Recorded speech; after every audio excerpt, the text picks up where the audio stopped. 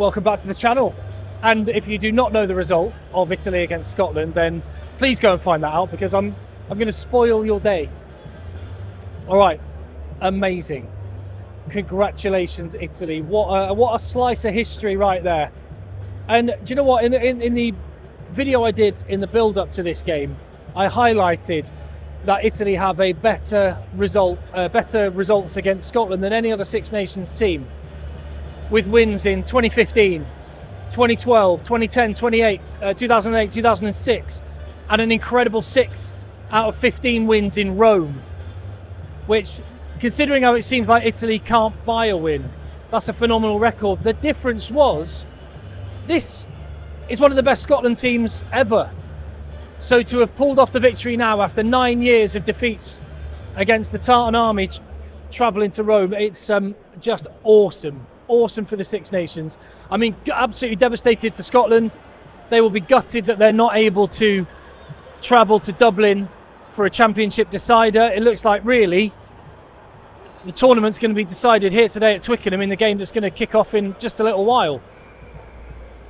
But that aside, and it also means, doesn't it, that, well, depending on the result tomorrow between Wales and France, it could be the case that it's not really the same wooden spoon decider that we were thinking it would be. So let's leave next weekend to next weekend, and let's just enjoy that right now.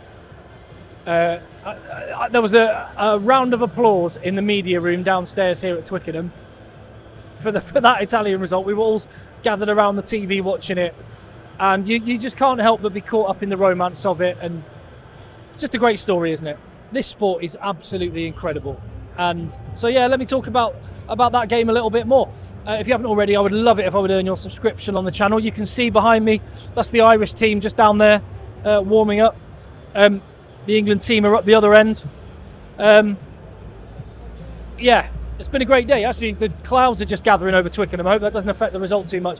It's been a lovely day in West London, and I think we're hopeful for a great game. It was definitely that in Rome, wasn't it? And the first half was absolutely bonkers. Alfie Reynolds, the Alfred Reynolds rugby channel. Go and check that out. See him, how are you? You were just covering the Italy-Scotland game.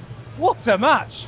I was just trying to think. I was trying to work how I unpick it and explain it. In that, for most of that first half, I was like, "This is the performance that Scotland have been waiting for." They were efficient, bit sloppy here and there, but generally I thought looked great. But they didn't score a point between, I think it was the 28th minute and then that Skinner try. Like they just went off the boil entirely. Yeah, and do you know what? I made a note of that. I've got a few notes scribbled down. The one was, it was like Wales. Did Scotland stop playing? Like in the second half in that game in Cardiff, which we were both there for, Scotland just stopped playing, and it felt like the second 20 minutes of that first half, Scotland had the foot on Italy's throat, 14-3 up, and just didn't put them away. And speak to anyone that covers Scotland, any Scotland fans that are watching this, it's been an issue for a while, in that there seems to be these blips in games, these moments where they go out of them. I don't really know what you put that down to, because they've got a good coaching team, they've got an experienced group of players, but for whatever reason, mentally they have these lapses, and today it cost them. But unbelievable scenes for Italy, wasn't it? Oh, incredible. Just by the way, let's peel back this show you how the sausage is made. This is Alfie's seat. You see Alfred Reynolds, TalkSport there. This is the little ISDN kit, which will be doing updates to the nation on the rugby. And I'll be sat alongside him, just soaking up the game. But yeah, so hold on, let me put this back. I'll take you through the actual match itself. So, yeah. Garbisi, it was funny that the ball fell off the tee again. This time he managed to slot it with a little giggle, thinking of what might have been. And when you think of what might have been there for Italy, amazing. But then Scotland, as Alfie was talking about, really stepped it up. Xander Fagerson, George Horn bringing the tempo, and Italy getting that try. Duhan van der Merwe. All the talk before the game was about him maybe breaking Stuart Hogg's try-scoring record. He breached the line, and that led to Kyle Staines' try, and they were looking totally in control. But then Brex, Paige Rello with that lovely kick, Brex managing to time it perfectly, going under the sticks, 10-14. Finn Russell put it out to 17 to 10, and then Schoeman from a maul, 22-10, and here we go. Scotland has scored 3 tries in half an hour. There they go, put the game to bed. But there was that massive swing moment, wasn't there? There was a... Oh no, that was early in the second half.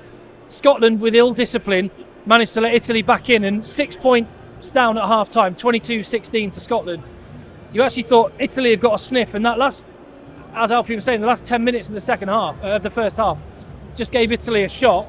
But then that massive swing moment where it looked like George Horne had scored, but it got chalked off because Pierre Schoeman was obstructing the play.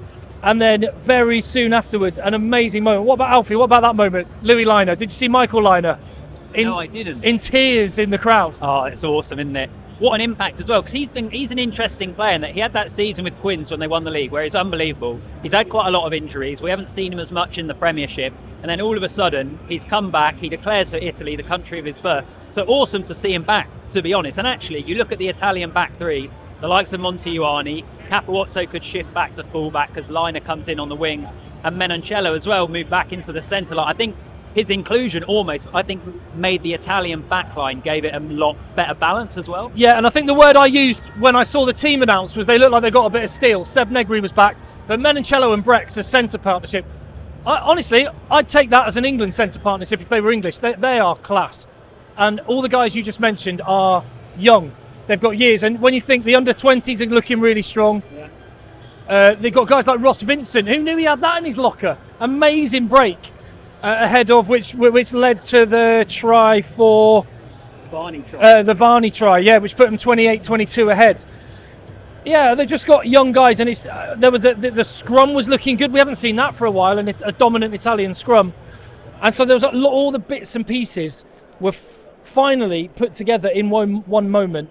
And from where they were, 22 points to 10 down, 14-3 down, 22-10 down, Italy teams in the past would have just been beaten comfortably. But to come back and then put themselves in that 9-point lead and then just make it interesting at the end. Go on then, Scotland, have a try, just so we got an exciting last couple of minutes. That was just, I love this competition. And I suppose what you'd say as well, it just feels like Gonzalo Quesada has come in, pulled it back a little bit from the kind of run everything rugby that we saw in the previous regime, made them a little bit more pragmatic, but they still have that element to be able to score tries. It feels like they're in a good place, doesn't it? I should quickly say, Tim, I'm going to quickly have to sit down because I don't know if I'm going to have... I just thought I might have to do some work. Yeah. Post-match... What do you mean, this is work, mate? Yeah, well, this is work as well. Some other work as well. I'll work for whoever.